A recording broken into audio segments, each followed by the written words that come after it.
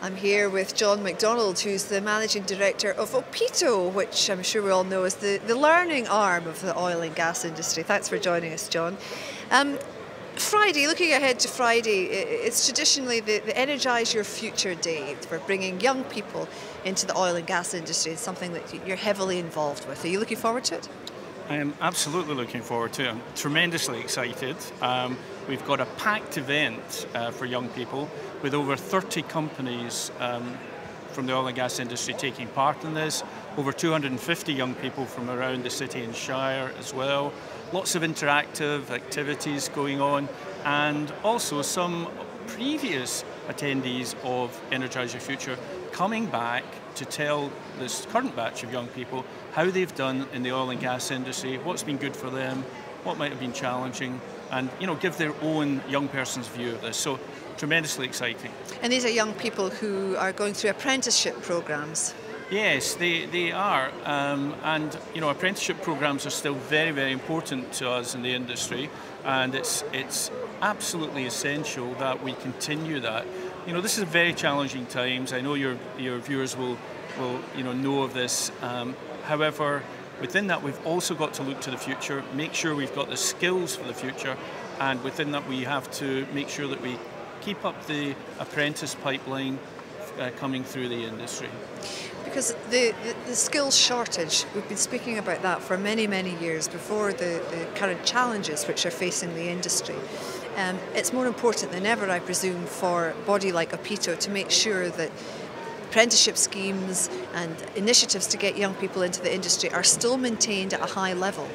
Definitely, and we continue to work with operators, contractors, other bodies, very close working with Oil and Gas UK on such schemes.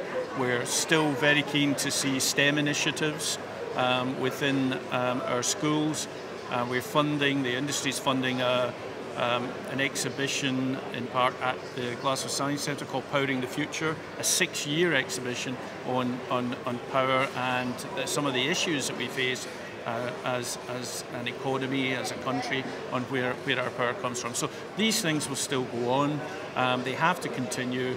I want to see many more young women into this industry, and we'll continue to do whatever we can in that to support that. Well, that brings me to my next point. The conference will be focusing on exactly that, bringing young women into STEM subjects tomorrow morning at the business briefing, and there's still a lot of improvement to be done in this area. It is improving, but there's still work needs to be done there. Absolutely. I think there's often some of the work that we do in schools and colleges, there's the clear perception that working in this industry means working offshore, when we know that 90% of the jobs are onshore. Companies, operators, contractors alike have been introducing family-friendly policies in order to keep women and their partners, keep men as well when it comes to that.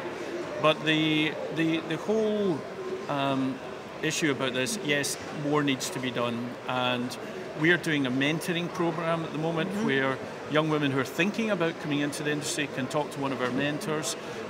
We have young women in the industry being mentored by other women in the industry, and we have middle managers, women in the industry, being mentored by senior women in the industry. So we're trying a different approach there, dependent on where you are on your journey into oil and gas. But I would say to you today, if there's a young woman out there, any young woman who wants to come into oil and gas, then we are the industry for you. It's a creative, challenging place, but it's also highly rewarding and satisfying. So, come on down and we'll find a place for you. John, that's fantastic. Thank you very much for joining us. John McDonald from OPITO.